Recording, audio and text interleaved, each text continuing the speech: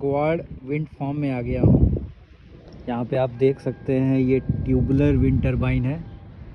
2.5 megawatt की turbine है। इसको बनाया है चाइना की कंपनी है इनविजन। ये नेसल बनाया है, जो सबसे ऊपर है ये नेसल कहते हैं। और ये जो पूरा जो ट्यूबुलर स्ट्रक्चर है, टावर है, ये तो इंडिया में ही बनता है। हब हाइट मतलब जो वो बीच का पॉइंट है ना नेसल, वहाँ तक इसकी हाइट 120 मीटर है।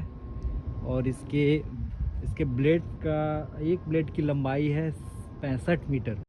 और ये जो पूरा जो चक्कर काट रहा है ना, इसको रोटर डायमीटर कहते हैं। अगर उसका रोटर डायमीटर देखा जाए तो 131 मीटर के आसपास इसका रोटर डायमीटर है।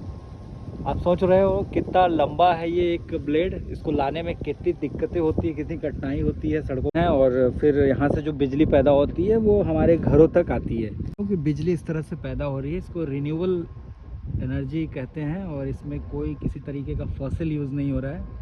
हवा के एनर्जी को हम लोग इलेक्ट्रिकल एनर्जी में बदलते हैं।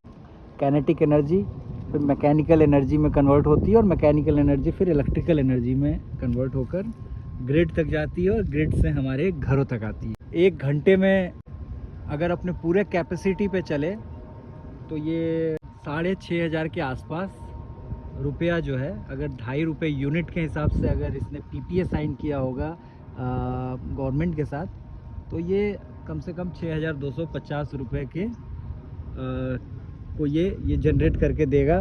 लेकिन नॉर्मली पूरी कैपेसिटी मतलब हमेशा एक जैसा हवा तो होता नहीं है।